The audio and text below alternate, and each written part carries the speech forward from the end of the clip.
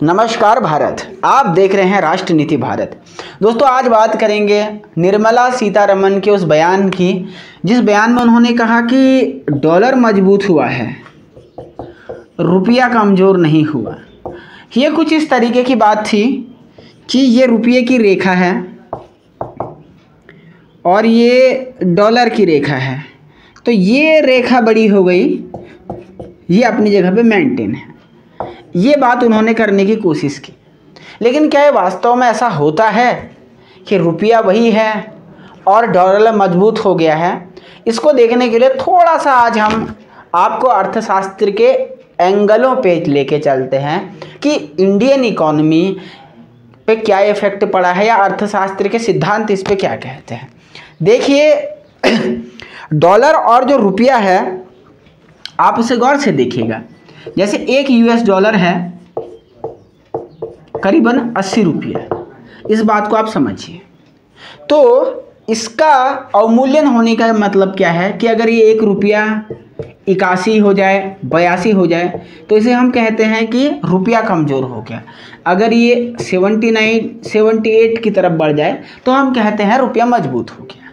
लेकिन क्या रुपया कमज़ोर होना वास्तव में कोई चिंता की निशानी होती है, या रुपया मजबूत होना देश की समृद्ध अर्थव्यवस्था का सूचक होता है? दरअसल ये दोनों फैक्टर अपने आप में अपूर्ण सत्य है, इस बात को समझिए। अब देखिए, रुपये कमज़ोर होने के भी फायदे हैं। सबसे पहले मैं आपको आश्चर्यजनक करने वाले तथ्य बताऊंगा, गौर से देखिए। सपोज कोई एक्स नाम का व्यक्ति जो कि विदेशी है, भारत घूमने के लिए आया। भारत घूमने के लिए वो आया, तो वो अगर भारत में माना 10 रुपये में एक फ्रूटी का बोतल आता है, ठीक है, गौर से समझिए। अब पहले रुपये डॉलर की जो वैल्यू थी वो थी 70, अब हो गई है 80। यानी वो अपने देश से 1 यूएस डॉलर लेकर के आया तो पहले 60 डब्बे खरीद सकता था, अब कितने डब्बे खरीद सकता है? 8 डब्बे खरीद सकता है। यानी वो हमारे देश से शॉपिंग क्या कर पाएगा? ज़्यादा कर पाएगा।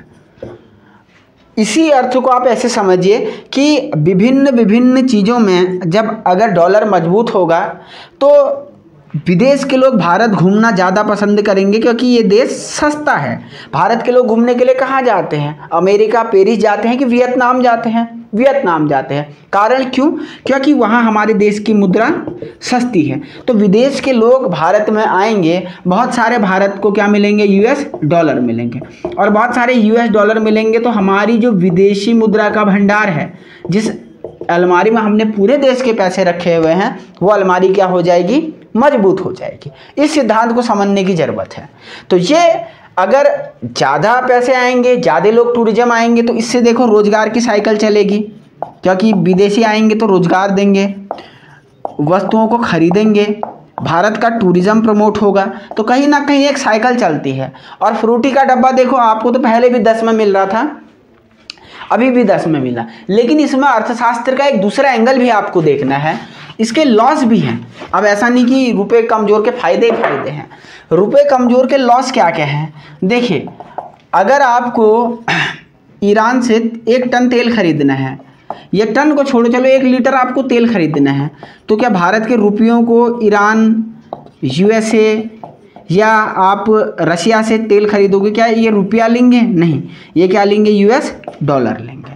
तो फिर वही यूएस डॉलर अगर मजबूत हो गया हमारे रुपये की तुलना में, तो हमको क्रूड ऑयल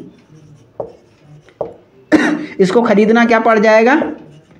महंगा पड़ जाएगा।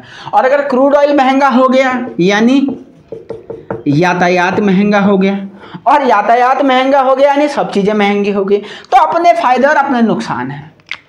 अब ये इनका बयान कितना सही है, इस पर आप खुद विचार कीजिए और देखते रहें राष्ट्र नीति भारत। आपको वीडियो कैसा लगा कमेंट करके बताइए। बहुत बहुत नमस्कार, देखते रहें राष्ट्र नीति भारत।